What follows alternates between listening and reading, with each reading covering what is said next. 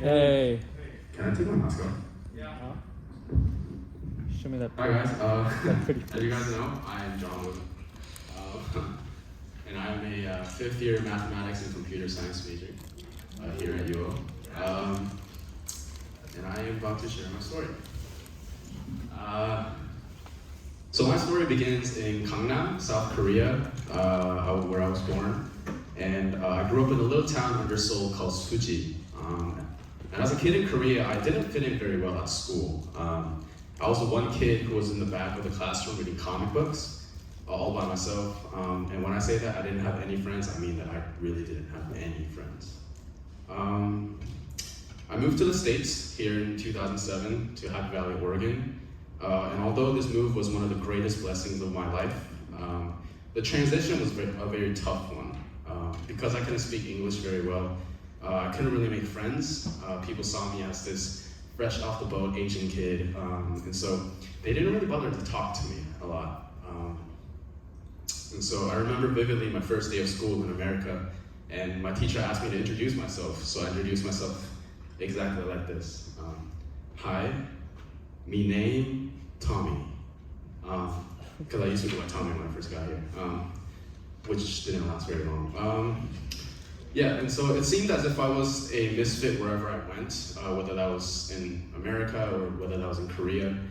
And so I hoped that home would be the place where I would find comfort and support.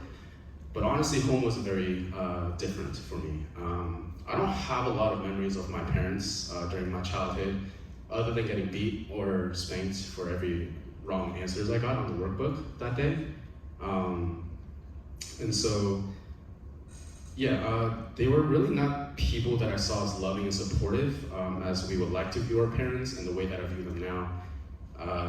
They were people that I actually feared. And so home was another place of survival for me. It wasn't a place where I felt like I belonged. In fact, I didn't know my parents even cared about me until 6th grade, which was when I first attempted suicide, and I still have the scar from it. And it didn't matter where I was, at home or at school or anywhere. There was just no place as a kid where I felt safe and loved, and even just like I mattered. I was simply a misfit who didn't know where he belonged. And that's how my journey for love and approval began. I started to adapt everywhere I went. At church, I would put on this mask of being this holy worship leader who read his Bible every day, while at school I would get in flings with every girl just to seem cool. Play basketball, play music, do anything just to seem cool enough so people will look at me, care about me, give me value and love. I just wanted to belong at the end of the day.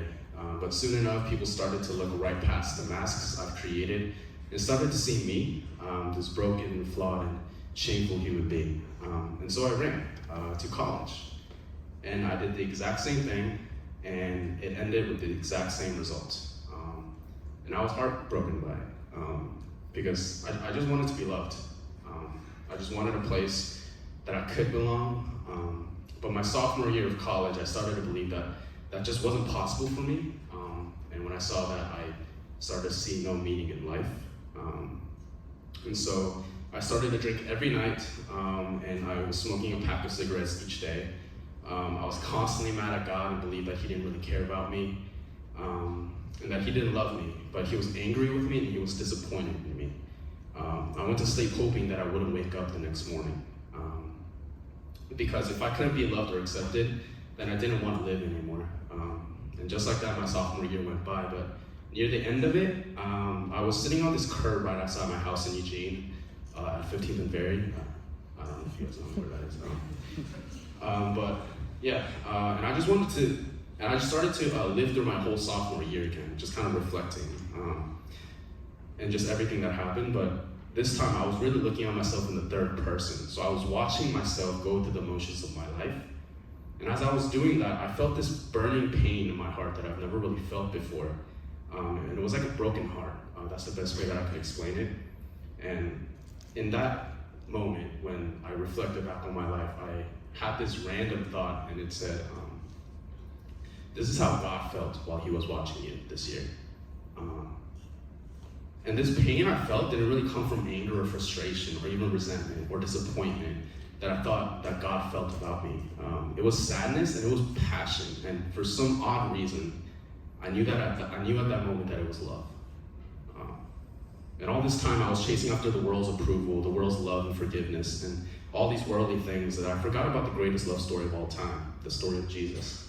John 3:16, for God so loved the world that he gave his one only son, that whoever believes in him shall not perish, but have eternal life. This verse is probably the most overused verse in Christianity, that it's almost cliche to bring it up. But I grew up reading this verse, the story of the gospel of all my life. And at some point, I started to take it for granted and failed to acknowledge God's presence in my life. But at that moment, I was reminded of God's grace. And it is because of God's grace that I don't have to be ashamed of my mistakes, ashamed of myself because of my flaws and brokenness that I've been running away from so long. It's because of God's grace that I have a place to call home, a place I belong, and that's God's kingdom. And knowing that even if I may not belong in this world, I belong in God's family and I am loved as God's child. Since then, God has opened up door after door to help me further solidify this single truth into my life, and I still continue to struggle. I still act impulsively from time to time, and still make mistakes from here and there. And when it's hard to believe that God still loves me in these times, God continues to be present to let me at least just know that he is here, and his love is unchanging, and he sees that I'm trying, and at the end of the day that I am enough.